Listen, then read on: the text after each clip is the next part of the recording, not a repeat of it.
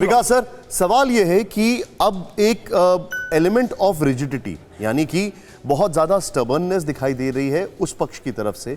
Supreme court की भी नहीं बात मानी जा रही है, कुछ भी नहीं माना जा रहा है, तो फिर सोल्यूशन क्या होगा इसमें? लॉ के लिहाज से आप कैसे इसको देखते हैं? देखिए निशांत जी, उन्होंने अगर कहा कि एक कमेटी बना करके किसानों के साथ बातचीत करी जाए तो समाधान किसान दे पाता है, उसमें नहीं दे पाता वो एक अलग चीज़ है। लेकिन मैं एक बहुत इंपॉर्टेंट बात कहूँगा कि ये कोई एक प्यूनिटिव लेजिस्लेशन नहीं था, ये एक बेनिफिशियल लेजिस्लेशन था कि किसानों के हित के लेजिस्लेशन।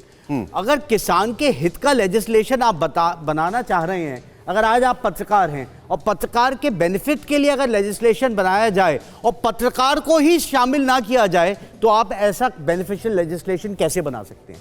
दूसरी बात, कई बार चर्चा हो रही है कि 2022 तक किसानों की आय को दुगना करा जाएगा। तो मैं आपको एक बताना चाहता हूं कि अमेरिका में 1/4 भारत से जनसंख्या है लेकिन 100 गुना ज़्यादा सब्सिडी है।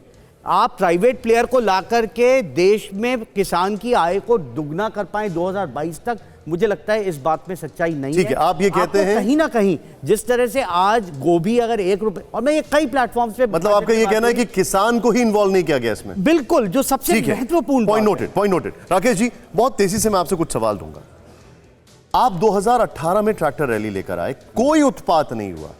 ये हमने जो देखा ये अपने आप में अप्रत्याशित था, ये आपको हैरान कर गया। आपको क्या लगता है ये किसकी वजह से हुआ? सरकार से नहीं, सरकार के लोगों ने क्या झंडा लेके वहां पे चढ़वा दिया? सरकार के लोगों ने, सुन लो बात, बताइए कैसे? हम पिछले 35 साल से आंदोलन करता है, जो भी विपक्ष में रहता है वो कहता है मैं पार्लियामेंट पे जाऊंगा। कोई गया? कोई पार्लियामेंट पे गया? कोई उसके गेट तक गया?